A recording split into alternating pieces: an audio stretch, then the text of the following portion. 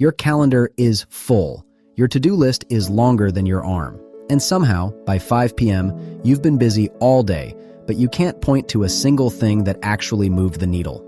Sound familiar? Here's what's going wrong. And it has nothing to do with how disciplined you are. Stick around, because the third point is the one most people never figure out, and it's the reason all your good intentions keep falling apart. Time blocking is simple in concept. Instead of running through a to-do list and hoping for the best, you assign every task a specific window on your calendar. Not just meetings, everything. Writing, deep work, email, even breaks. Your calendar stops being a record of appointments and becomes a blueprint for your entire day. Here's why it works so well. Every time you switch tasks, your brain pays a cost. Researchers call it cognitive switching cost. And studies out of the University of California found it can take over 23 minutes to fully regain focus after an interruption. Most people switch tasks dozens of times a day. That's hours of lost output, invisible but brutal. Cal Newport, the author of Deep Work, has used time blocking for over a decade. He's been clear about it. A 40-hour time-blocked workweek produces more output than a 60-hour unstructured one. Elon Musk runs his schedule in 5-minute blocks. Bill Gates famously takes think weeks. Entire stretches of calendar cleared for nothing but one type of thinking. These aren't productivity hacks. They're a shared principle in disguise.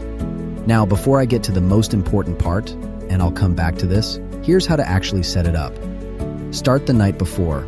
Open your calendar and block time for your 3 most important tasks tomorrow. Be specific, not work on project. Draft the opening section of the report, 9 to 10:30 a.m. Specificity is what turns intention into action. But here's what nobody talks about.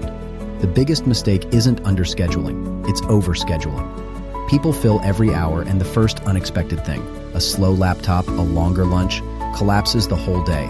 That failure feels like a character flaw. It isn't. It's a design flaw. The fix is buffer blocks. Leave 30-minute gaps between major blocks. They absorb the unexpected. They give your brain a reset. And they're the difference between a plan that survives contact with reality and one that doesn't. Remember I said I'd come back to the thing most people miss. Here it is. Not all hours are equal.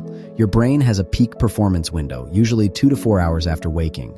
Guard that window like it's sacred. Put your hardest, most important work there. Save email and admin for the hours when your energy naturally dips.